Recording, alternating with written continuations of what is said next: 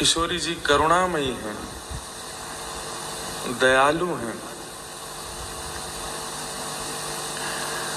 दयालुता और करुणा दोनों में अंतर है।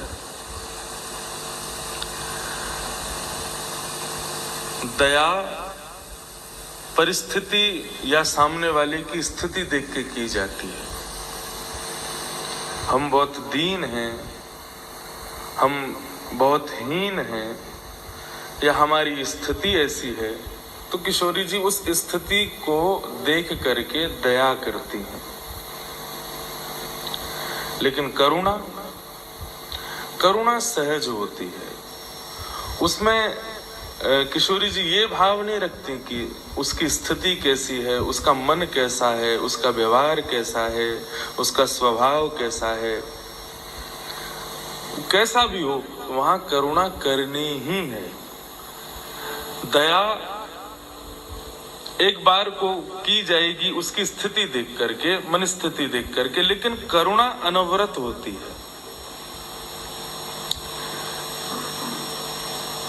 हमारी स्थिति दयनीय तो नहीं थी, हमारी स्थिति कोई हीनी तो नहीं थी, लेकिन श्री किशोरी जी ने ये 4 दिन अपने भाव का, अपनी लीला का स्पर्श प्रदान किया। तो किशोरी जी ने दया की कि करुणा की? क्या हुआ इन 4 दिनों में? दया भई है कि करुणा भई है? करुणा भई है। स्वयं तो वे शब्द के माध्यम से हम सब के हृदय में विराज रही थी। यहां से जो भी कहा जा रहा था वो सब किशोरी जी का ही रूप था, लेकिन अपने हृदय को यहाँ विराजमान कर रखा था सबके सन्मुख। स्वयं हमारे हृदय में विराज रही थी, लेकिन अपना हृदय सबके सन्मुख विराजमान कर रखा है। आज लाल जी कुछ ज्यादा ही प्यारे लग रहे हैं। एक तो श्रृंगार से पूर्व ठाकुर जी को ये दर्शन मंगला को ही दर्शन है।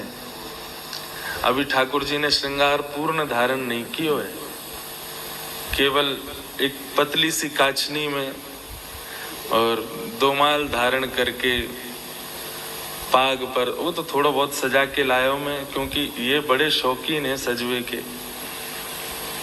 आरसी को भाव पता कहा है हमारे ठाकुर जी की सेवा में? हर आरती से पूर्व ठाकुर जी को आरसी दिखाई जाए,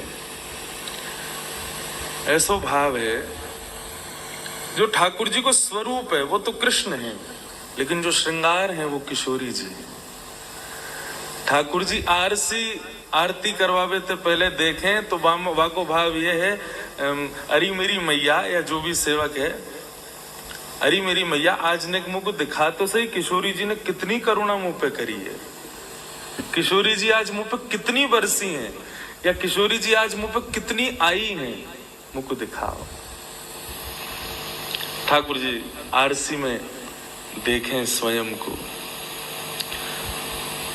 कृष्ण तो केवल स्वरूप है, उनको उनकी जो शोभा है, उनको जो श्रृंगार है, वो श्यामा जी है, किशोरी जी है।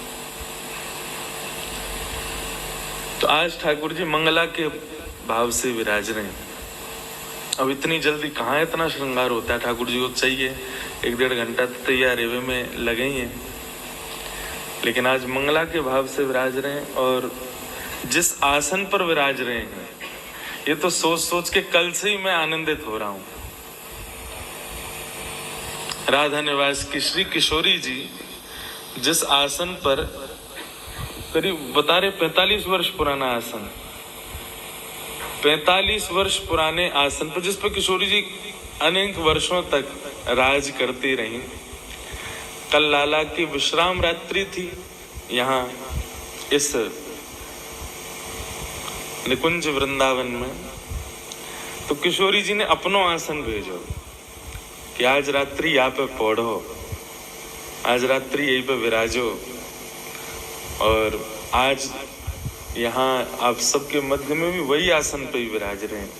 और सबसे बड़ी आश्चर्य की बात तो ये, लाल जी को आसन कितनो बड़ो, वाकई गादी जी आदि सब लाल जी वाली हैं, और वह आसन पे बिल्कुल परफेक्ट आएंगे। मानो लाल जी यहाँ पे आवे को जो सुनिश्चय कर चुके हैं वो बहुत पहले ही आ चुके हैं। 45 वर्ष पहले या आसन पे बैठ के किशोरी जी ने भाव रखो होगो कि एक दिन लाल जी पधारेंगे तो वो यहाँ पे विराजेंगे। आज वो भयो है। किशोरी जी ने दया ना करी, किशोरी जी करुणा कर रही है।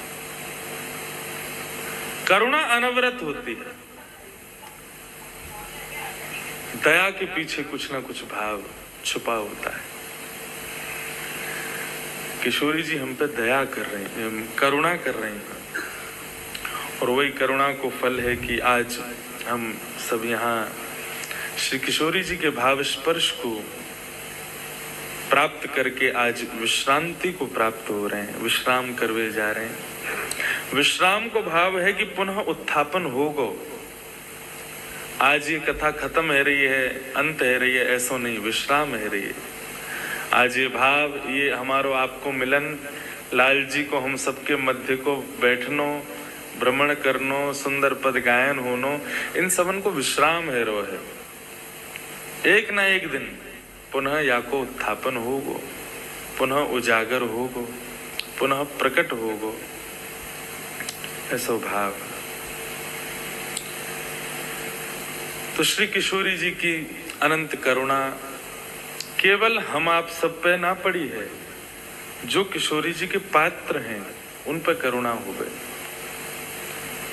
और पात्र बनवे के काजे कल कछु भाव कथा में कहे गए।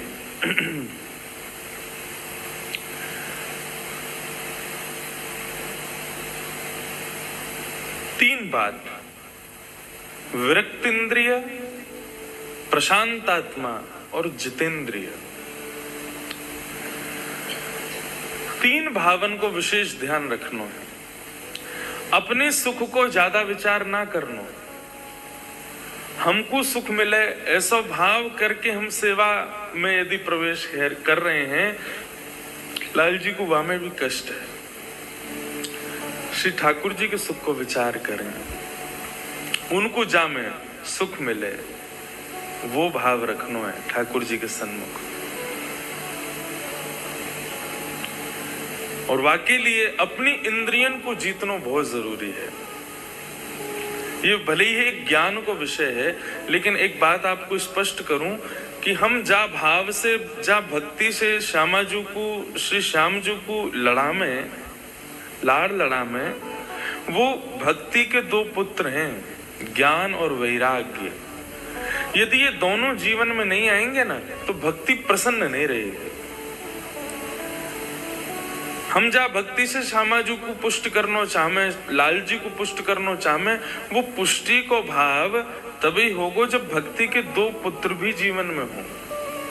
और वो क्या है? ज्ञान और वैराग्य। ज्ञान का मतलब हमें बहुत नॉलेज हो, हमें बहुत ग्रंथों का अवलोकन हो, हमारे पास में सब टीकाओं के सुंदर सुंदर भाव हो, लगभग सब रसिक जनों के पद याद हो, ये ज्ञान नहीं है। ज्ञान में अहम छुपा होता है। यदि आप बहुत ज्यादा अपने हृदय में धारण कर लोगे, मस्तिष्क में ज्ञान ले लोगे, तो वो अहंकार को जन्म दे सकता है, और अहम आ गया तो फिर श्यामाजू स्वीकार नहीं करेंगे। इसलिए ज्ञान विशेष क्या है, ज्ञान का भाव क्या है? बहुत ज्यादा नॉलेज होना वो ज्ञान का स्वरूप नहीं है। हमारे श्रीमद् भागवत में ज्ञान का मूल रूप बताया गया विवेक, विवेक युक्त होना। क्या सद है, क्या असद है, क्या उचित है, क्या अनुचित है, इसका भान होना, ये ज्ञान है। लाल जी की सेवा में 2-3 दिन से जब लाल जी यहाँ विराज रहे थे, तो हमारे पंडित जी लोग सब सौल से पर्दा कर रहे थे। तो सौल से पर्दा होना वो भाव ये है कि लाल जी विराजे तो उस समय अनवसर रहे, किसी को ऐसा दर्शन ना हो, क्योंकि लाल जी आसन पर विराजे तभी दर्शन हो। लेकिन सौल से जब ढका जा रहा था लाल जी को, तो मन में ये बार बार भाव उत्पन्न हो रहा था कि अभी ग्रीष्म ऋतु है, और इस समय सौल ठाकुर जी के सन्मुख करना एक प्रकार से उनको श्रम प्रदान करना जैसा है। मैंने कल बोला भी, लेकिन कल वो पूर्ण हो गया था, अब तो सब सामग्री ठाकुर जी की गई। तो ये एक भाव युक्त ज्ञान है कि हम ठाकुर जी के सुख का विचार करके हम इतना विवेक रखते हैं कि हमें क्या वस्तु देनी है, क्या नहीं देनी है, किस वस्तु को प्रस्तुत करना है, किस वस्तु को प्रस्तुत नहीं करना है। लोगों के घरों में सेवा दर्शन करता हूं मैं। अच्छा, सेवा किसी की भी देखो, उस समय हम ज्यादा बड़े सेवक बन करके अपनी राय ना दें, ये बात का ध्यान रखना चाहिए। पहले मैं भी बहुत देता था, जिस घर में जाता था वहां के ठाकुर जी को देख के जरूर बोलता था ऐसे नहीं, ऐसे करो, ऐसे नहीं, ये होना चाहिए, ये नहीं, ये होना चाहिए। लेकिन एक दिन मन में भाव आया, क्योंकि जब मैं लाल जी की सेवा करता तो किसी ने मुझसे कहा आप ऐसे नहीं, ऐसे किया करो, तो मुझे बड़ा बुरा लगा। मेरे लाला, मैं यहाँ ज्यादा जानू कि तुम यहाँ ज्यादा जानो? और मेरो लाला मैं जिस सेवा करूं वो सुखी है, यही मारे टिको भयो, यदि वाकू अच्छो नहीं लगता तो कब को चलो जातो। लेकिन वो विराज रहो या को मतलब यही है ना कि मैं जैसो दे रहा हूं, मैं उनके सुख को विचार करके दे रहा हूं। ये आजकल को आदमी कल लेते आयो लाल जी को देख के अब मुंह को बता रहा हूं, मैं क्या करूं। तो ये भाव जब मेरे लिए मतलब दूसरे के लिए मेरे अंदर आया तो मैंने मन में विचार किया, वाह, तू लाला जब कोई और के यहाँ जावे वहां की सेवा देख के तू भी तो राय दे, ऐसे नहीं, ऐसे करो, ये नहीं, ये होना चाहिए। तब मन का भाव आया, ओहो, ठाकुर जी के 24 अवतार नहीं है, ये ठाकुर जी को 25 अवतार है। 25 वो या को नाम का है अर्चा अवतार।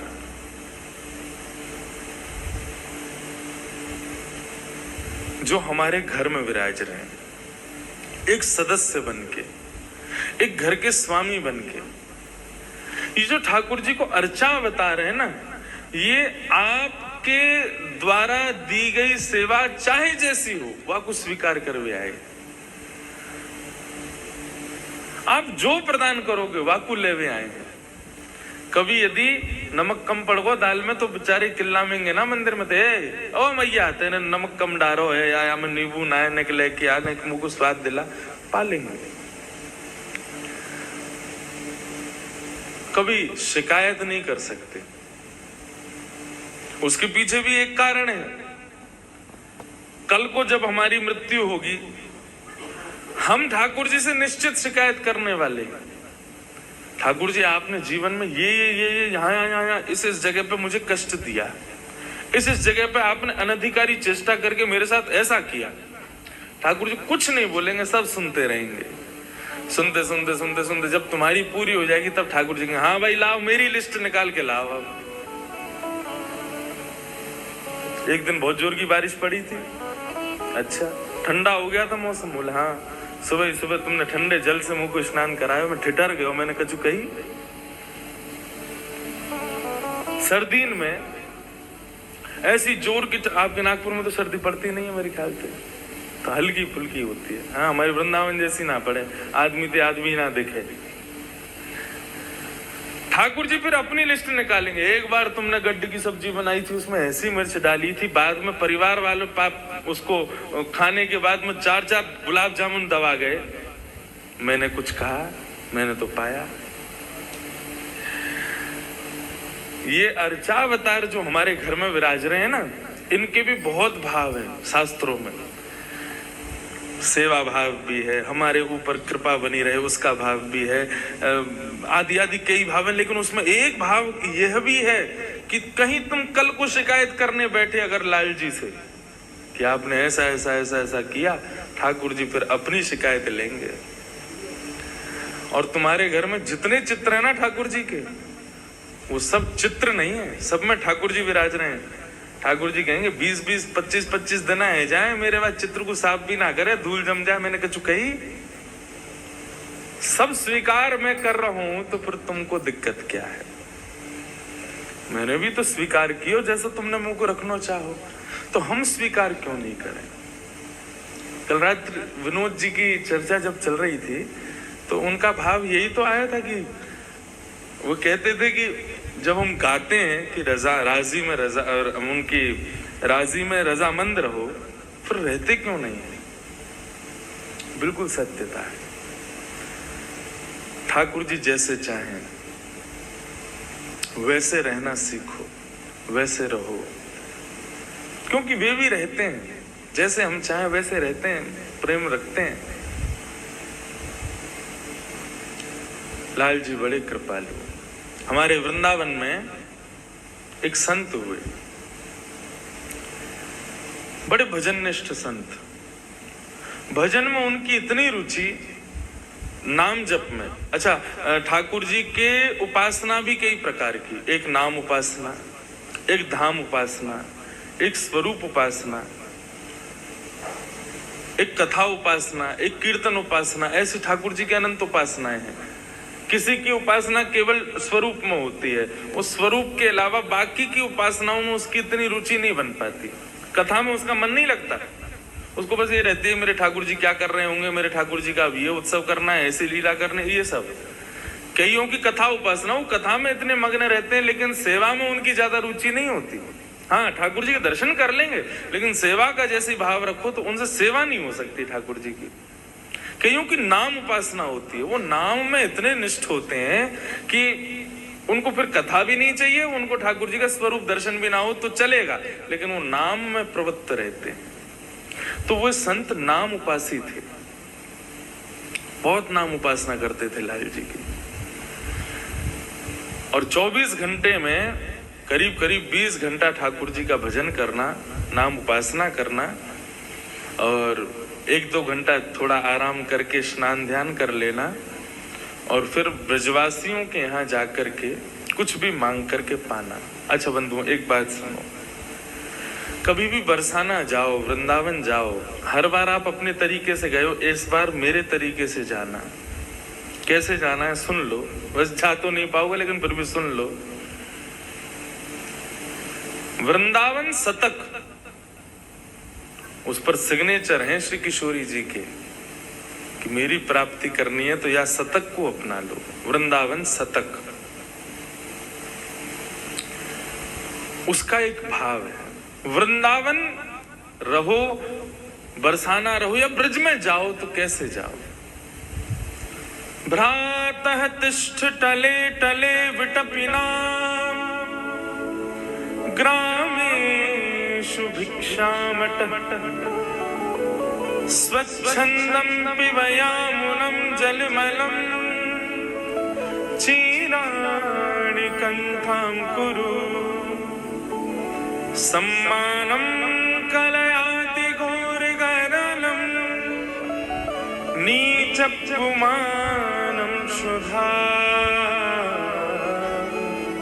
श्रीराधा मुरलीरवो ब्रज सखे वृंदावनं मात्यज। वृंदावन, मैंने एक दिन बताया था वृंदाव कृष्ण का नाम है, लेकिन वृंदाव किशोरी जी का नाम भी है। दोनों को ही वृंदाव कहते हैं, और वे दोनों जहां तक विचरण करें वो सब वृंदावन। वृंदावन में उपासक को कैसे रहना चाहिए, ठाकुर जी के सखियों को, सहचरियों को, मंजरियों को, या जो बनना चाहते हैं उनको कैसे विचरण करना चाहिए। तो भ्रातः तिष्ठ टले टले विटपिनाम ग्रामेषु भिक्षामटः। वृंदावन में रहो तो ना तो होटल में पाओ, ना रेस्टोरेंट में खाने जाओ, ये दुनिया भर के जितने भी आजकल वृंदावन में आधुनिक रूप के बन गए हैं इन सब में मत पाओ। तो क्या करो, बोले किसी भी अनजान ब्रजवासी के यहाँ चले जाओ, भीतर मत प्रवेश करना, बाहर ही रहना, केवल उसका दरवाजा खटखटा देना, वो आवे तो। ग्रामेषु भिक्षामटः, कितना लेना है, बोले कि जितना अंजलि में आ जाए उतना ले लो, या ब्रजवासी भाव से जितना दे दो उतना ले लो, उसको पाओ। और स्वच्छंदम पिबयामुनम जलमलम, भोजन करो तो ब्रजवासियों के घर का प्रसाद मांग करके पालो, और जल जब पियो तब यामुनम जलमनम, श्री यमुना जी का जलपान कर लो। चीरानी कंथाम कुरु, बढ़िया टिप टॉप बन करके मत रहो, वृंदावन में रहो तो महाराज ये श्रृंगार, ऐसा श्रृंगार, ऐसे बढ़िया बन के। एक बात बोलूं, वृंदावन में श्रृंगार करवे को अधिकार केवल दोन को है। आजकल बहुत है क्या, वृंदावन में ऐसा ऐसा श्रृंगार करके लोग घूमे, सखी भाव से घूमेंगे, आंखन में काजल लगाएंगे, होठन में लालिमा लगाएंगे, ये हार पहनेंगे, ऐसे लटके झटकेंते चले। उनसे पूछो का है, हम सखी हैं किशोरी जी के। हाँ तो ही मिली सखी बनावे किशोरी ते ज्यादा सिखने अपनो श्रृंगार तो तय न कर रखो है। वृंदावन में रहो तो कैसे रहो, अत्यंत साधारण, ज्यादा टिपटॉप बन के मत रहो। चीराणी कंथाम कुरु, साधारण वस्त्र पहनो। बल्कि यहाँ तो ये कह रहे हैं कि चीरों को इकट्ठा करके उसका कोई वस्त्र बना के वो धारण करके रहो। चीराणी कंथाम कुरु। और फिर क्या होगा, जब आप ब्रजवासियों के घर का प्रसाद पाओगे, केवल यमुना जल पियोगे, चीर पहन करके रहोगे, तो उसके बाद एक चीज शुरू हो जाएगी वृंदावन में। क्या? सम्मानम कलयाति घोर गरलम। ब्रजवासी आपका सम्मान करने लग जाएंगे, भक्तगण आपका सम्मान करने लग जाएंगे। अरे भाई बहुत बढ़िया रहते हैं, देखो क्या नागपुर से आए फिर भी देखो क्या चीर पहन के रहते हैं, साधारण वस्त्र पहन के रहते हैं, ब्रजवासियों के घर का प्रसाद, शीत प्रसाद ही पाते हैं, यमुना जी का ही जल पीते हैं, तो लोग आपका सम्मान करेंगे, आपकी प्रशंसा करेंगे। वृंदावन शतक कहता है वो महाविष के समान है, उससे बचो, सम्मान से बचो, जितना हो सके उससे दूर रहो।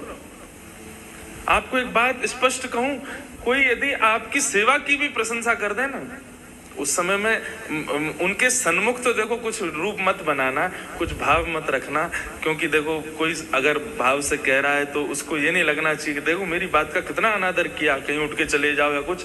लेकिन सुन करके फिर श्यामाजू से जाके क्षमा मांग लेना, हे श्यामाजू मैं तो जानू ना मैं कछु ना कर पाऊं, ये जो भी मेरी सेवा की प्रशंसा कर रहे हैं, जो भी मेरी कथा की प्रशंसा कर रहे हैं, जो भी मेरे भाव की प्रशंसा कर रहे हैं, इन सबन के प्रशंसा से मैं आपको क्षमा मांगू। सम्मानम कलयाति घोर गरलम, वो विष के समान है, उसको छोड़ दो, उसमें ज्यादा इच्छा मत रखो कि मेरी प्रशंसा बहुत हो। और नीचपुमानम क्षुधा, यदि कोई तुम्हें गाली दे दे, तुम्हें ढोंगी पाखंडी कह दे, तुम्हें पागल कह दे, तुम्हारी सेवा की निंदा कर दे या तुम्हारे भाव की निंदा कर दे, तो उसको अमृत के समान समझ करके स्वीकार कर लेना। नीचपुमानम क्षुधा। श्री राधा मुरली रवो ब्रज सखे, वृंदावनम मात्यज। ये कुछ नियम हैं, इन नियमों को अपना लो, परंतु वृंदावनम मात्यज, वृंदावन को मत छोड़ो। ऐसे प्रसादी पाओ, ऐसे जल पाओ, ऐसे वस्त्र धारण करो, इस प्रकार से रहो, लेकिन वृंदावनम मात्यज, ऐसा भाव। तो वो संत मथुरा में रहते थे, नामनिष्ठ संत थे, बहुत भजन करते थे, सेवा विवाह में उनकी ज्यादा रुचि नहीं थी। सेवा करना बड़ा मुश्किल काम है। हाँ, पहले खुद उठो, फिर खुद नहाओ, फिर इनको उठाओ, और उठते नहाते नहीं है, फिर दूध पियेंगे, हाँ, फिर उसी में लड्डू पालेंगे, और कई बार तो नहावे तो पहले ही नाश्ता कर ले, सब कर आके फिर इनकी इच्छा हो तो इन्हें नहवाओ, नहीं तो ऐसे ही तैयार कर दो। बहुत सेवा है। और फिर जल्दी से इनको ही भोग लगाओ, फिर स्वयं पाओ, फिर इनको सुलाए दो, जब ये सो जाएं फिर स्वयं सो। हर चीज में पहले इनको निवेदन करना पड़े। तो वे नामनिष्ठ संत थे, नाम में उनकी रुचि। एक दिन वो रोज ब्रजवासियों के यहाँ जाते थे और आटे की भिक्षा लेके आते थे, और आटा ला करके उसमें यमुना जल मिला के उसको गूंद के उसी का टिक्कर बना के पका के बढ़िया प्रेम से ठाकुर जी के नाम रूप को ही स्मरण करके उसका भोग लगा के रूखे आटे की रोटी टिक्कर ही पाते थे। ये उनकी सेवा, और वो भी इसलिए पाते थे ताकि इतना मिल जाए ताकि जासे मैं भजन कर सकूं। लेकिन वो जिस मैया के यहाँ जाते थे नित्य सेवा के लिए, वहां पर ठाकुर जी को मदन मोहन स्वरूप विराज रहे हो। आज भी हैं मदन मोहन लाल जी। मदन मोहन स्वरूप को भाव आयो कि इन बाबा से सेवा स्वीकार करनी है। और ये लाल जी की बड़ी लीला है, जाए सेवा को ABCD भी ना आवे, वाकई यहाँ से सेवा ले लें। जैसे कि मैं मौसों बिल्कुल सेवा ना आती, एक समय की बात पर। आज बंधुओं संवाद चल रहा है, अब एक आध घंटा में तो जानो ही है, तो फिर अब क्या शुरू करूं, इसलिए बात वार्ता ही कर लें हम। इनकी सेवा मुंह पे आती नहीं, श्रृंगार कैसे होता है मैं जानता ही नहीं था। अच्छा एक बात और, बड़े स्वरूप का श्रृंगार करना बहुत आसान है। हाँ वो दिखता है ना दूर से कि हाँ नेत्र पास हैं, ठाकुर जी कुंडल सुंदर लग रहे हैं, और उसमें पूरे हाथ चलते हैं। इनके सेवा में उंगली चलती हैं, और यहाँ से यूं ऐसे, कैसे हो सेवा खुद ही करवाई इनने। ऐसे ही वो बाबा पे मन आ गयो, भिक्षा लेवे के लिए आए, सो मैया ने आटे की भिक्षा दे दी, बाबा जैसी चले गए। सो रात्रि में मैया के स्वप्न में ठाकुर जी प्रकट है गए, रोने लगे। मैया बोली लाल जी कहा भय हो, मैंने सेवा में कोई अपराध कियो? बोले ना मैया, मैं बड़ो प्रसन्न हूँ आपकी सेवा से, लेकिन मेरो मन है रहो। कहा वो जो बाबा रोज भिक्षा लेवे आवे ना, मुझको उनसे सेवा लेनी है। मैया बोली तो आज्ञा करो। बोले आज्ञा यही है, कल वो आमे तो उनको भिक्षा के रूप में मोह दे दियो, मैं उनके संग चलो जाऊंगा। मैया बहुत रोई, मेरी सेवा में कोई कमी? लाल जी बोले मैया तेरी सेवा पूर्ण है गई, मैं तो नित्य रहूंगा, तू तो कल चली जाएगी। मैं तो नित्य विराजे वा रहा हूं, मैं अपनी आगे की व्यवस्था कर रहा हूं, तो को तो कछु दिना में चलो जानो है, मैं कहाँ सेवा करवाऊंगा अपनी, तो मुझको बाबा को दे दे। मैया बोली मेरा तो मन न माने, आप मेरे हृदय हैं।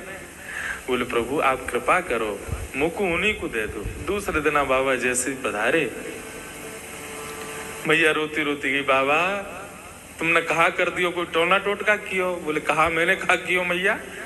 अरे मेरो लाला रो रहा है, रात भर रो रहा कि मुझको बाबा के पास जानो, उनके पास ही रहूंगा, उनसे सेवा लूंगा। मैया कहाँ है ठाकुर जी? बोले भीतर विराज रहे हैं। ठाकुर जी देखे, बोले आप रात्रि सपने में आज ठाकुर जी आवे तो कह दियो मुंह पे सेवा विवा ना आवे, और ना मुंह पे जगह न बिठावे की, सुलावे की, खिलावे की, मुंह पे कछू ना है। भोजन के नाम पे केवल या सूखे आटे में यमुना जल मिला के वही की टक्कर बना के पाऊं मैं, अगर इनको स्वीकार हो। मेरी कुटिया में नेक सी जगह वहां में बैठनो स्वीकार हो, न सैन सैया है, कछू ना है मेरे पास, ये सब व्यवस्थाएं मेरी हैं। यदि इनको स्वीकार हो तो ले जाऊंगा, नहीं तो मैं अपना नाम जप में ही प्रवृत्त रहूंगा। मैया ने कही हाँ तुमने बढ़िया बताई, बढ़िया मैं बता दूंगी, बहुत बुरी व्यवस्था है, मना कर दो मत जा। रात्रि में ठाकुर जी प्रकट हुए, मैया तेने दियो नहीं? बोला अरे बाकियां कछु व्यवस्था ना है, छोटी सी कुटिया में रे, भोजन पानी कछु करे ना है, तुम्हें कछु खवावेगो ना, तुम्हें 8-8 बार भोजन करनो दिन में। कल हमारी समदन कह रही है, इतने बड़े बड़े उनके सामने, श्रीनाथ जी के सामने वो हमें मोहन थार, सागर और एक आध नाम है भर भर के हमें। गोवर्धन पूजा पे तो नियम है, जब तक ठाकुर जी की नाभि ना ढक जाए इतना ऊंचा ऊंचा भोग लगाओ ठाकुर जी के आगे, कितनों खावे, फिर वो या को पेट ना भरे, 8-8 बार पावे दिन में, खावे को बड़ो प्रेमी। बोले तुम इतना खाओ, बाबा कैसे खवावे को? बोले मैया चाहे कछु नहीं खवावे, चाहे मुंह को एक कोने में रखे, मुंह को नवावे धुआवे ना, लेकिन मुंह को वहां से सेवा चाहिए, वहां की सेवा में सुख मिले।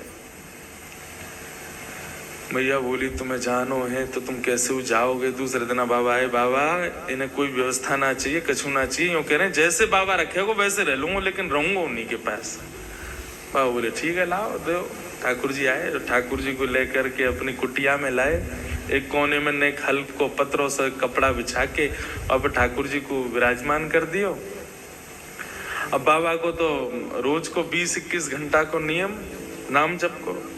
बाबा अपनो नाम जप करे, ठाकुर जी बैठे कोने में बड़े मस्त, आनंद है रोने। लेकिन 10-12 घंटा तक तो भूख रोक ली ठाकुर जी ने। बाकी बात देखी भाई बहुत तगड़ो भजन है, 22 घंटा 20 घंटा बैठ के कुछ खावे ही ना है। 20 घंटा बाद भजन करने के बाद उनको ने थोड़ी नींद आई तो थोड़े सो गए। सोवे के बाद में उठे, स्नान ध्यान करके भिक्षा में आटो लेकर के आए, वहां में यमुना जल मिला करके वह आटे को गूंद करके टिक्कर बनाने लगे। कोने में बैठे ठाकुर जी के मुंह में पानी आ गया। हाँ भैया तू कछू दे, तू साधारण रोटी दे, कछु कबाब। ठाकुर जी के सन्मुख एक पत्तल लगा करके वहां पे सूखी रोटी केवल जो वो बनाते ठाकुर जी के सन्मुख पधरा दी। जैसे ही ठाकुर जी के सन्मुख पधराई है, ठाकुर जी ने प्रेम से पाए हो। प्रेम से पावे के बाद में ठाकुर जी बाबा ने अपनो भोजन कियो, भोजन आदि करके बाबा फिर से भजन में बैठ गए। जैसे ही भजन में बैठे तो 5-10 घंटा बाद ठाकुर जी प्रकट भये और प्रकट होकर के वाके हृदय में कहने लगे, बाबा मुझको तुम्हारी सेवा में खूब आनंद आ रहा हो, तुम्हारी कुटिया में खूब सुख मिल रहा हो, सब बहुत सुखी है रहूं मैं, लेकिन बाबा मैं बस इतना निवेदन कर रहा हूं कि आप आटो तो लेके आओ ही हो, नेक नमक और लिया करो। वह आटे में नेक नमक डाल दोगे तो नेक तो स्वाद आवेगो। अच्छा तो कल से मैं आटो लाऊं, नमक लाऊं? बोले हाँ भाई इतना कर लो, या तो ज्यादा हमें नहीं चाहिए सेवा में, भाई इतना कर लो। बाबा बोले ठीक है। अब सबके यहाँ गए आटो लेवे के काजे, तो बोले कि नेक नमक और दे। बोले बाबा जीव में चटोरोपन आने लगो। बोले हमने हमारे ना आयो, एक आ गयो चटोरो घर पे, वाके काजी चाहिए। लाए आटो लेके वहां में बढ़िया नमक वमक मिला करके सुंदर वाकी टिक्कर बना के ठाकुर जी के सामने जैसे पधरायो, प्रेम से ठाकुर जी ने पायो।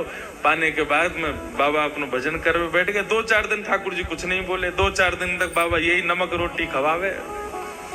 4 दिन बाद ठाकुर जी फिर से आ गए। बाबा अब कब है हो? बाबा सब ठीक है, एक आलू और लिया करो। वह आलू को उबाल के या फिर भून के वहां में बढ़िया नमक डाल के एक चटनी सी है यार, तो रोटी निगलवे में एक सुख मिलेगा। तुम तो केवल रोटी आटे की बढ़िया वहां में आटे और नमक की रोटी खवाए तो बातें कहाँ सुख मिले? बोले हम तो पहले ही कह रहे थे हमारे यहाँ कुछ नहीं। बोले बाबा यहाँ में कुछ और करना, थोड़ी एक आलू ले आओ बस, तुम मत खाइयो, मोह खवाए दे करो। बाबा बोले ठीक है। दूसरे दिन गए तो फिर भिक्षा में आटो भी लाए, नमक भी लाए, आलू भी लाए। भून के आलू बाबा ने बढ़िया वाकू मीण करके चटनी बनाई और ठाकुर जी के सन्मुख पधराई। ठाकुर जी प्रेम से भाई 2-4 दिन कुछ नहीं बोले, बढ़िया आनंद आया। अब 2-4 दिन बाद ठाकुर जी फिर से प्रकट भये। बाबा बोले अब का है गो? बोले अब रोटी भी बढ़िया है, चटनी भी ठीक है, बाबा कुछ दिक्कत ना है, बस एक निवेदन हो। कहा सूखी रोटी ना निगलवे में गले में इर्ज जाए तो ने घी चपड़ दे करो। कल सेवा में जाओ तो एक कटोरी घी ले आई हो। बाबा बोलो मुझे दिख रहे हैं तुम्हारे लक्षण काहे जा रहे हैं। बोले बाबा और इसके बाद में कुछ नहीं कहूंगा, तुम घी और लिया आओ बस। दूसरे दिन बाबा घी भी लिया है। अब रोटी बने, आलू की चटनी बने और उनमें घी डले। ठाकुर जी प्रेम से 10-15 दिन कछु नहीं बोले। एक दिन ठाकुर जी फिर प्रकट भये। जैसे ही प्रकट भये बाबा ने अपनी माला छोड़ी, ठाकुर जी उठाए वो मैया के यहाँ ले गए, ले धल्ले आए। बार बार आ जाए और आके कभी न्यो लिया, कभी आए लिया, कभी वाय लिया। मुंह पे ना होगी मेरा नाम छूटता जा रहा है। जैसे ठाकुर जी बाबा मैया को देने लगे, ठाकुर जी दौड़ करके बाबा के गले से लिपट गए। बाबा तुम जैसे रखोगे रहूंगा, लेकिन रहूंगा तुम्हारे पास, अब ना जाऊंगा कहीं। कैसे कृपालु है, कैसे दयालु है नाथ। हमारी कैसी भी सेवा हो, वो हम पे कृपा है ठाकुर जी की। धीरे धीरे हम सेवा में बढ़ोतरी करें, धीरे धीरे सेवा में कुछ सुंदर प्रदान करें, लाल जीवा को स्वीकार करें, लेकिन फिर भी हम कैसे भी कर दें, ठाकुर जी कभी कुछ शिकायत ना करें। और ये ऐसे ही हमको होना चाहिए। जब लाल जी ने हमसे कछु नहीं कही, कभी लाल जी ने हमारी व्यवस्था में, हमारी सेवा में कभी कोई कमी नहीं निकाली, तो हम ठाकुर जी के दिए गए सुंदर जीवन में क्यों कोसते रहे, क्यों कमी निकालते रहे? आपने ऐसा कर दियो, वैसा कर दियो। कोसना खुद को कोस लो, कोसना अपने क्रियान को कोस लो, लेकिन ठाकुर जी से कुछ मत कहो। ठाकुर जी ने तो सब प्रेम से प्रदान किया है। सूरदास जी कहते हैं, बिन गोपाल को नहीं अपनो, गाइए, बिन गोपाल को नहीं अपनो, बिन गोपाल को नहीं अपनो, बिन गोपाल को नहीं अपनो, जासों की रति रे, जासों की रत रही, मन पंछी उड़ जाए जान, मन पंछी उड़ जाए, मन पंछी उड़ जाए है जान, मन पंछी उड़ जाए है, ता दिन तेरे तन तरुवर के, ता दिन तेरे तनु तरुवर के, सब ही पात झड़ जाए, सब ही बात झड़ जाई है, मन पंछी उड़ जाई है जान, मन पंछी उड़ जाई, मन पंछी उड़ जाई है जान, मन पंछी